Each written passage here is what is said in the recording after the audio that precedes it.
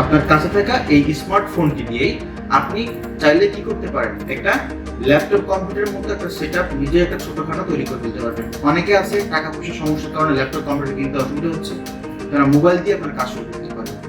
চলুন আজকে আপনার সাথে সেই বিষয়গুলোই দেখাবো যে কিভাবে আমরা মোবাইলটাকে অনেকটা পিসির মতো করে সেটআপ করতে পারি। আপনার সাথে থাকুন, চলেন আমরা দেখাচ্ছি আপনাদের সেই বিষয়গুলো। আসসালামু আলাইকুম এভরিওয়ান, আশা করি সকলে অনেক বেশি ভালো আছেন। আমার কাছে বেশ কিছুদিন ধরেই অনেকেই প্রশ্ন করছিলেন যে কিভাবে আসলে আপনার সাথে থাকা স্মার্টফোনটি দিয়ে আপনি ঘরে বসেই একটা ল্যাপটপ বা কম্পিউটারের মতো করেই কিবোর্ড এবং মাউসটাকে ইউজ করতে পারবেন। অনেকে আছেন ঘরে বসে ফ্রিল্যান্সিং শিখছেন বা অনলাইনে বেশ কিছু কাজ শিখছেন, ঘরে বসেই পড়াশোনা চলছে কিংবা চাকরিজীবী বা যে কোনো পেশার পাশাপাশি আপনি কাজ শিখছেন। তো তারা অনেক চিন্তায় থাকেন যে আসলে বেশিরভাগ সময় দেখি যে ল্যাপটপ কম্পিউটারে কাজ করতে হয় বা আমরা যে কোনো টিউটোরিয়াল দেখি, রেকর্ডিং দেখে থাকি, সেইগুলো ল্যাপটপে দেখানো হয় বা কম্পিউটার ডেস্কটপে মনিটরের স্ক্রিনে দেখানো হচ্ছে, সবগুলো কিন্তু দেখা যাচ্ছে কিবোর্ড মাউস এইগুলোর সাথে যুক্ত থাকে।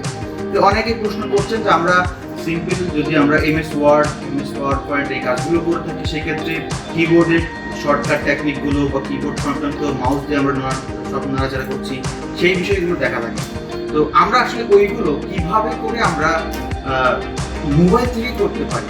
অনেকে চাচ্ছে মোবাইল থেকে কাজ শুরু করতে, কাজ শিখতে, মোবাইল দিয়ে শিখতে হচ্ছে, ওইটা কিভাবে করতে পারি। ঠিক সেই বিষয় নিয়ে আজকে আপনাদেরকে দেখাবো যে আমরা কিভাবে ঘরে বসে আপনার কাছে থাকা এই স্মার্টফোনটি দিয়েই আপনি চাইলে কি করতে পারেন, একটা ল্যাপটপ কম্পিউটারের মতো একটা সেটআপ নিজে একটা ছোটখাটো তৈরি করে দিতে পারবেন। অনেকে আছে টাকা পয়সার সমস্যার কারণে ল্যাপটপ কম্পিউটার কিনতে অসুবিধা হচ্ছে, তারা মোবাইল দিয়ে আপনার কাজ শুরু করতে পারবেন।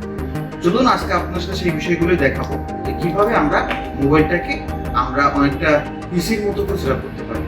আপনার সাথে থাকুন, চলেন আমরা দেখাচ্ছি আপনাদের সেই বিষয় যে আপনার স্মার্টফোনটিকে আপনি পিসির মতো করে চালাতে যাচ্ছেন। সেক্ষেত্রে আপনার যেটা প্রয়োজন, একটা স্মার্টফোন তো অবশ্যই প্রয়োজন একটা কিবোর্ড, নতুন আপনি কিবোর্ড কালেক্ট করতে পারেন।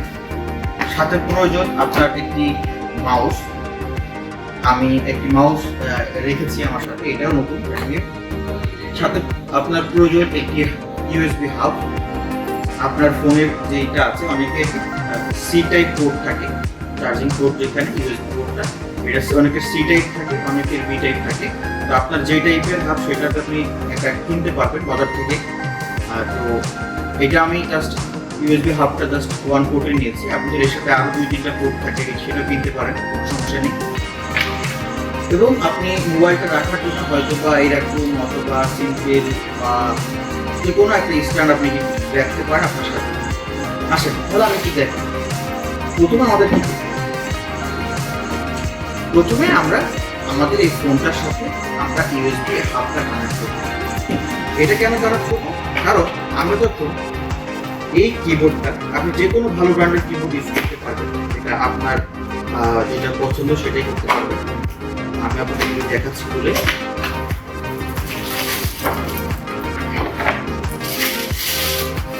কিবোর্ডটা, এটা A4 টেকের কিবোর্ড।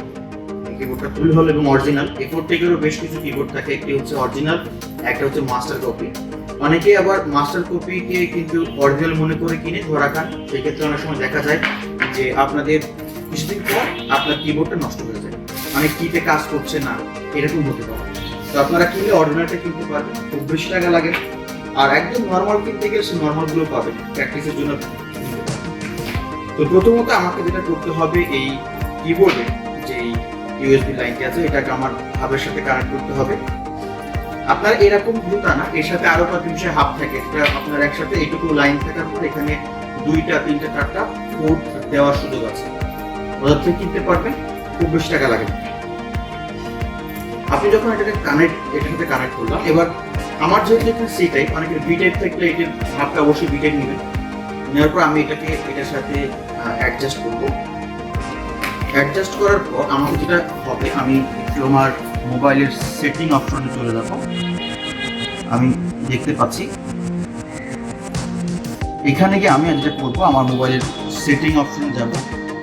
যাওয়ার পর এখানে একটা অ্যাডিশনাল সেটিং থাকবে, সেখান থেকে ওটিজির যে অপশনটা থাকে, ওটিজি কানেকশন, এই ওটিজি কানেকশন অনেকের যদি অফ থাকতে পারে, অফ থাকলে আপনি অবশ্যই অন করে নেবেন, এই যে ওটিজি কানেকশনটা।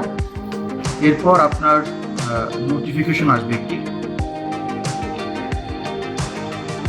আমি কি আবার ডিসকানেক্ট করে কানেক্ট করছি। এই যে একটা কনফার্মেশনের উপর একটা কানেকশনের যে আসলো, সিগন্যাল আসলো, ব্যাস এটা আসার পর আপনার যদি ইউজ অন স্ক্রিন কিবোর্ড এটা যদি না আসে, আপনি অন না থেকে অন করে নেবেন। অন করার পর আপনারা যেটা করবেন, আপনারা মোবাইলের সাথে কানেক্ট হয়ে গেল। অনেকে বলতে পারেন যে ভাইয়া এবার আমি মাউসটা কিভাবে ইউজ করব। দেখুন, এটা আমি যেটা কিনেছি এটা হচ্ছে ব্লুটুথ মাউস, যারটা কানেক্ট করবো সেই ক্ষেত্রে এই পিছনের সাইডে একটা জ্যাক দেওয়া আছে, ওনাকে ডাঙ্গেল বলে। এই যে একটা জায়গাটা আছে ইউএসবির মতো একটা অংশ, এই অংশটা আপনারা যেখানে বলেছিলাম যে হাফ 2-3টা পাওয়া যায়, সেখানে একটা কানেকশন করে নেবেন। এখানে আমার একটা পোর্ট আছে, আপনার আর একটা 2-3টা পোর্টেরটা নিয়ে নিতে পারলে ওইখানে এটা কানেক্ট করে নিলে আপনার মোবাইলের সাথে কানেক্ট হয়ে যাবে। তো যেহেতু আমার এটা ব্লুটুথ মাউস, তো সেক্ষেত্রে এটা প্রয়োজন হচ্ছে না, তো আমি এটা ডাঙ্গেলটা ইউজ করবো না, এখন একটা নাম বলে থাকি আর কি। তো আমি আমার ব্লুটুথ অন করলাম, ব্লুটুথ সেক্টরটা অন করলাম, করার পর আমি এবার কানেক্ট করবো যে আমার ব্লুটুথটার সাথে কানেক্ট হয়েছে কিনা। আসলে একটু দেখুন, আমার ব্লুটুথটা অফ আছে, আমি এটা অন করলাম। আমি অন করার পর এখান থেকে আমাকে কানেক্ট করতে হবে, আমি সিগন্যাল দেখি আসছে কিনা দেখিয়ে দিচ্ছি। এখানে দেখেন আমার মাউসটার নাম হচ্ছে র্যাপটো ব্র্যান্ডের, র্যাপটো BT 4.0 মাউস। এটা আমি কানেক্ট করে দিব, একদমই কানেক্টেড। এবং দেখেন খুব মজার বিষয় হচ্ছে, কানেক্টেড হওয়ার পর আমি যে এই মাউসটা যখন নাড়াবো, দেখতে পাচ্ছেন এখানে একটা মাউসের চিহ্ন আসছে, কিন্তু দেখতে পাচ্ছেন। আমি এটা দিয়ে ব্যাকে দেখেন মোবাইল স্ক্রিনের উপর একটা মাউসের চিহ্ন আসছে। আমি যদি এবার যেটা করব সেটা হচ্ছে, আমি একটা ওয়ার্ড ফাইল বা ডক ফাইলে আমি যদি যাই, MS ওয়ার্ড ফাইলে গেলাম, মাইক্রোসফট ওয়ার্ড অ্যাপস নামায় নিতে হবে আপনাকে অবশ্যই। মোবাইল দিয়ে MS ওয়ার্ডের কাজ করতে গেলে, পাওয়ার পয়েন্ট কাজ করতে গেলে নামায় নিতে হবে। আপনারা সাইন ইন করে নেবেন। আমি একটা প্লাস বাটন দিয়ে নতুন একটা ডক নিব, ব্যাস। এই দেখুন আমার কিন্তু এটা ওপেন হয়ে গেছে। আমি দেখেন এখন কিন্তু এই মাউসের মাধ্যমে নড়াতে পারছি, এবং শুধু মাউসের মাধ্যমে নড়া না, আমি চাইলেই একটা কিবোর্ডে কিন্তু আমি কি চাপ দিলে কিন্তু অটোমেটিক্যালি করছে, ঠিক আছে। আচ্ছা, আমি একটু দেখাই, আমরা ফোনটাকে রোটেট করে নিব, স্ক্রিনটা বড় দেখা যায়। রোটেট আমরা দেখি, আমরা ঠিক এইভাবে করে মাউসও কাজ করতে পারবো। দেখেন আমরা সিলেক্ট করতে পারছি, যখন আপনি কোনো জায়গায় আপনি ক্লাস করবেন তখন ব্যাক স্পেস আপনি এগুলো সব ইউজ করতে পারবেন। দেখেন কাজগুলো কিন্তু সব সুন্দর মতো করছে, ঠিক আছে। আমরা এখান থেকে টাইপিংকেও শিখতে পারবো।